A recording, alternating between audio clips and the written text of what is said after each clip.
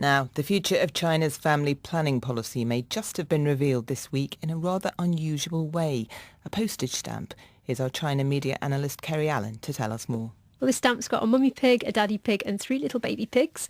And it's one of 2 that have been issued by the Chinese authorities.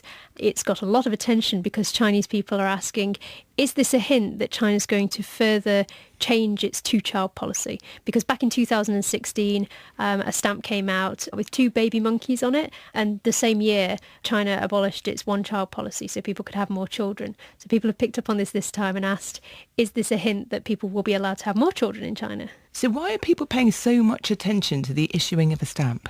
I know it sounds small scale, but normally around this time of year, China starts to prepare for Chinese New Year, it's like Christmas or New Year combined. It's the most important time in China. There's a lot of paraphernalia issued. There are toys, there are mascots, stamps, and normally around the time that the new year starts, which will be January or February, the government will issue new ideas about its targets for moving forward into the year coming. So anything to do with the new year is seen as a hint from the government that they might be changing some policies or introducing some new rules. Now, we don't have any confirmation on whether the actual meaning behind this stamp means that the policy is going to change on the number of children that people can have.